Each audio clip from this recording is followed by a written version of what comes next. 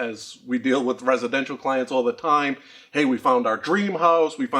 And I'm always thinking, all right, what's our dream location, right? How many loading docks? How many trucks can we fit there?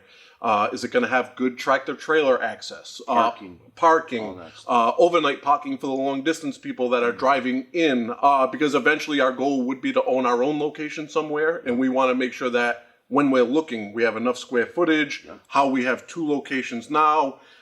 When we're looking, we've been looking for years, been doing this myself, in business now 14 years. Wow. And with that, we've never found our perfect home yet. You could have a good dispensary go bad over who they're dealing with. 100%. We want to do the same thing, right? We know what's out there for competitors.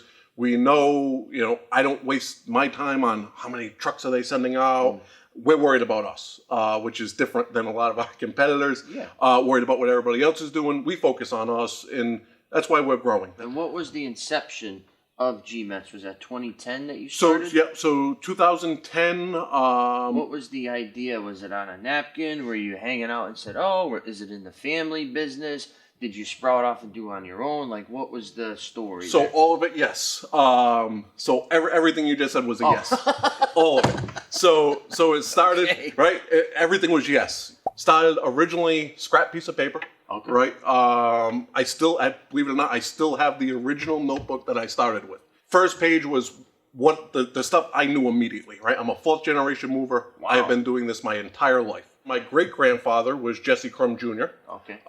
He was the guy who taught me everything I know plus some. Came up to maybe half of my height, but was one of the strongest men I have ever met. Wow. If you weren't ready for his handshake, you were walking away holding your hand. So if you have that good employee that busts their butt and shows up, whether it's raining, snowing, and they're just loyal to a fault almost.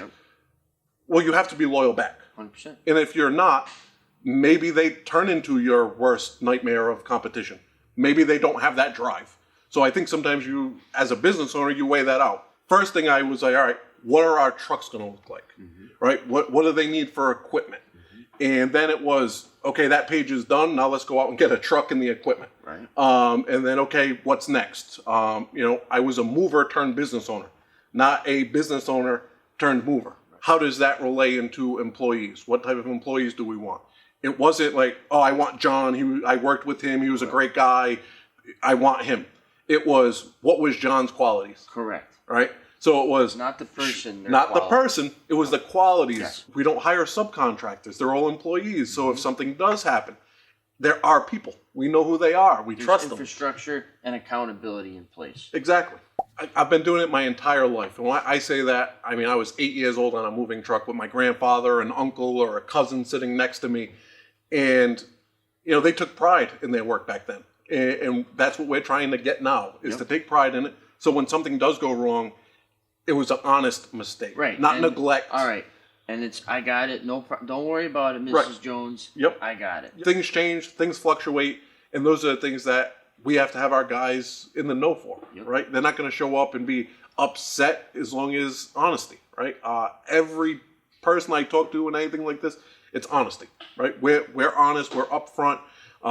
Some people would say we're almost too blunt or too in your face with it. But we want to make sure that customer has a great experience, and honesty starts that experience.